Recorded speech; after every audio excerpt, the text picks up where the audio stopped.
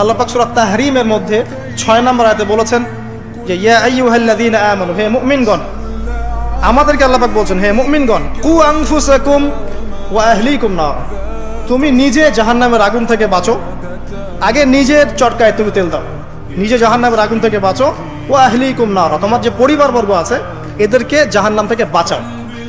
এই বাঁচানোটা কেমন দেখেন, আপনাদের বাসায় ছোট ছোট বাচ্চা কাচ্চা আছে না? আছে তো। একটা বাচ্চা যদি আগুন ধরতে যায়, ধরেন ও বোঝে না যে আগুন কেমন হবে, ছোট বাচ্চা কয়লা ধরতে যাচ্ছে, হ্যাঁ আগুন হাত দিতে যাচ্ছে, তা আপনি কি করবেন? আপনি তাকে সেভ করার চেষ্টা করবেন। সে যদি বলে না আমাকে ছেড়ে দাও আমি ধরবই, আপনি প্রয়োজনে একটা থাপ্পড় দিয়ে হলে সরাবেন এখানে, তাই না?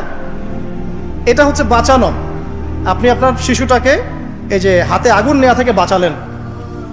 আল্লাহ পাক এটা বলছেন নিজে বাঁচো, পরিবার বর্গকেও বাঁচাও। পরিবার বর্গ যদি শুনতে না চায়, না আমি জেনা করব না, আমি গান শুনবো না, আমি মদ খাবই, হ্যাঁ না আমি এইটা করবো ওইটা করবো, যদি আপনি বুঝে থাকেন যে আপনার কথাটা হক, শাসন করে হলেও তো তাকে বারণ করতে হবে। এখানে আল্লাহ পাকের নসিহত হচ্ছে তোমরা নিজেরা জাহান্নামের আগুন থেকে বাঁচো, পরিবার বর্গকে বাঁচাও।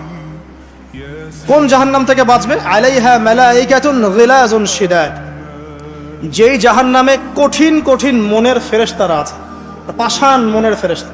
আল্লাহ পাক তাদের মনের মধ্যে কোনো দয়া মায়া দেন নাই। আমাদের মনে দয়া মায়া আছে না, এই দয়া মায়াও আল্লাহ পাক তাদেরকে দেন নাই।